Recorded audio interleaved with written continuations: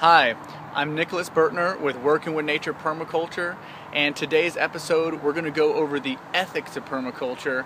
It's going to be kind of a shorter episode because there's only 3, and before we get into it, I just want to say, guys, thanks. You have really given me a lot of encouragement. You've given me messages both publicly and privately. It's let me know the dynamics of how this is going to work and how we're going to reach more people to really help them. So, I appreciate it. You guys rock. So thanks. Ethics. So, how did we get ethics into permaculture? Permaculture is a design system, right? Well, this is really cool.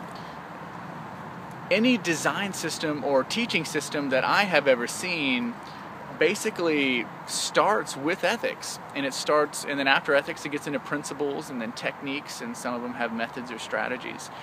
Anything that's really in-depth and most likely worth knowing. I used to, I still do actually, I train in a martial art called Aikido, and that starts with ethics, moves into principles, and then techniques, and that's very in-depth. 20, 30 years, people still learning and getting something out of it every day. So the first ethic of permaculture is care for the earth. Now this might sound like a no-brainer, but our very existence depends on the health of our planet. Everything that we need comes from the earth. Now, unfortunately, we've made some poor decisions, and if we continue to make them, it will be to our demise. Hence the first video where we went to some of the reasons why we need a call to action. But it only takes just a little bit of responsibility, knowledge, and practice to change what we can do. Care for the earth is, look, if we're using the bathroom and the water that we drink in, we're not ducks. We're gonna get sick. So we have not used even a lot of common sense to make ethically good decisions on how to care for our environment, which in the end cares for us. So that's the first ethic, is to care for the earth. The second ethic is care for people, and this one has really spoken to me over the last few months. Matter of fact, I had just recently wrote an article about it. I'll put a link to that in the show notes. If you guys take a read, give me some comments, let me know what you think. We have really focused in since the 70s, which is kind of when permaculture really got its roots together. We've kind of focused in on the earth techniques, and we've gotten really good at it. Matter of fact, anywhere on the planet that's habitable for people, we can go in and turn into abundance.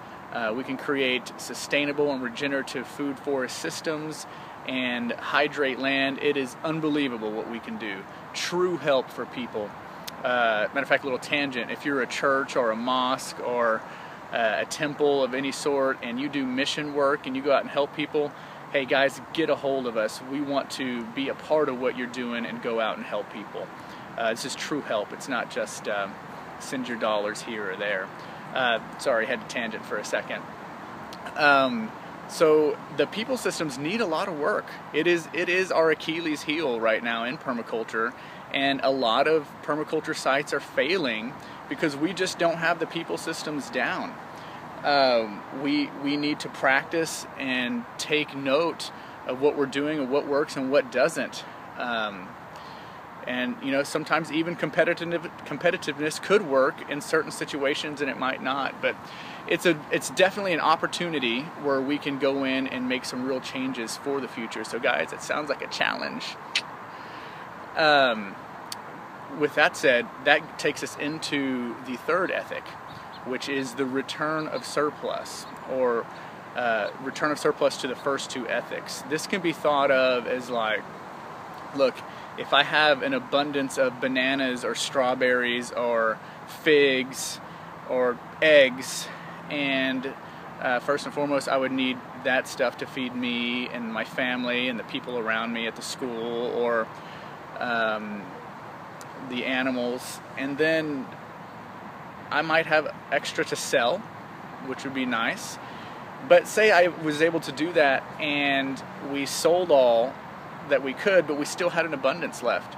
We could still use that extra material for composting and bringing back life into the soil. So that's a way to take a tangible product and put it back into earth care. There's also other items or things, tangible or not, that we can have surplus. One could be energy. If we have an abundance of energy, how can we turn that back into the earth or turn that back into people? So it's like a recycle of items, kind of like a closed loop system, which we'll get into in later episodes. That's really what we're doing, a closed loop system. Really excellent stuff. If we have an abundance of love, if we have an abundance of just awesomeness, you guys give me some comments. How can we put those back in the first two ethics? If you have not got this book and you are interested in permaculture, I would say it is definitely the book to get. A very interesting cover with snakes and rainbows. It does have a story in here what that means. However, I'd like to close this one out with the prime directive of permaculture. And it is actually, it's a one sentence, and it's very strong. It says, the only ethical decision is to take responsibility for our own existence and that of our children. Make it now. I couldn't agree more. Those are words from Bill Mollison in Permaculture Designer's Manual. So guys, the next couple episodes we're going to get into some principles, and I'm going to, like, in between some of these, I've already been out at a couple consultations, and we've done some short videos on just different techniques that we can do with land. And I'll put those up maybe in between, so it won't be quite a segmented series in order all the time, but it'll say episode 1, this is what it is, episode 16, this is what it is. But guys, you rock. Thanks for watching. It's definitely cool. I really appreciate your comments and your feedback. So I look forward to the next one. Have a lot of fun, and I'll see you later.